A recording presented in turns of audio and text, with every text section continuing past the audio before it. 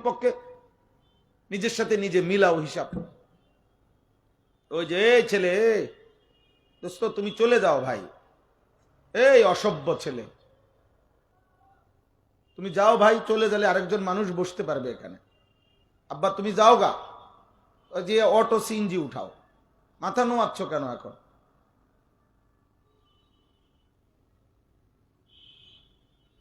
হে মনে করছে এখন মাথা নোয়াইলেই শেষ।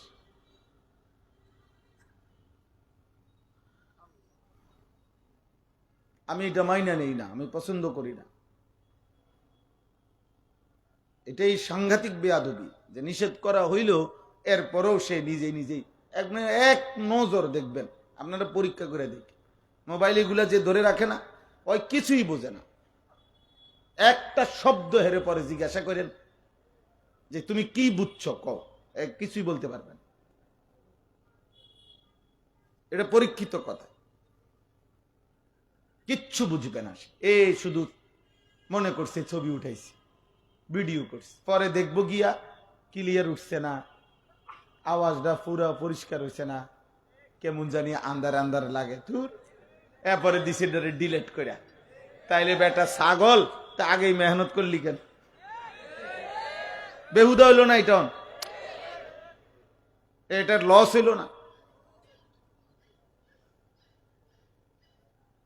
এই জন্য এটা খুব খেয়াল কর। আল্লাহ আমাদেরকে বুঝ দান করে, আল্লাহ ওরেও মাফ করে দেন, আল্লাহ তোমারও কবুল করে। চলেন তাইলে আমরা এতটুকু কথা বললাম যে আমরা যেন প্রত্যেকেই নিজের সাথে বোঝাপড়া করি, ইনশাআল্লাহ। এতটুকু আত্মবিবেক, আত্ম উন্নয়ন, আত্মগঠন, আত্মসমালোচনা, আত্ম অনুভূতি, এটা খুব বড় নিয়ামত। সমস্ত ছেলেকে বললাম, বাবাকে বললাম, আমাকেও বললাম, উঠতি বয়সের অনেক নওজোয়ান আলেম আছেন, আপনাদেরকেও বললাম, তালিবে ইলম ভাই তোমাদেরকেও বললাম, আমার জন্য আমি বললাম, উসিকুম ওয়া ইয়া, আপনাদেরকেও আমাকেও নিজের বিবেকের সাথে বোঝাপড়া করা, আত্ম অনুভূতি অনেক বড় নিয়ামত। যে আসলে আমি কি করছি, আমি কি করছি, এটাই আমার কাজ ছিল কিনা, কে আমাকে সৃষ্টি করলেন, তিনি আমার কাছে কি চাচ্ছিলেন, আমি যা করছি তিনি তা চাচ্ছেন কিনা, তিনি যা চাচ্ছেন আমি করছি কিনা। আফা হাসিবতুম আন্নামা খালাকনাকুম আবাথান। এই ভাই, এই মিয়া ফালতু কোথাকার মিয়া, আপনি চোখে দেখেন না, লাইট একটা ধরে রাখছে এখানে। আশ্চর্য বিবেক মানুষের, এতবার নিষেধ করার পরে কি কারণ আছে এটা বলেন? হ্যাঁ, আমনো মাথা নোয়াই দেন, এভাবে যে দমক খাইবেন, হে মাথা, আপনার দায়িত্ব হইল মাথা নোয়াই দেওয়া। বা কি সুন্দর সিস্টেম, এটা কোন কথা হইল?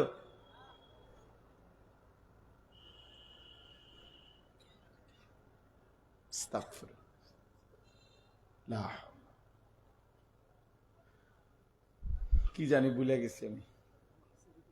জি হ্যাঁ, আফা হাসিবতুম আন্নামা খালাকনাকুম আবাথান ওয়া আন্নাকুম ইলাইনা লা তুরজাউন।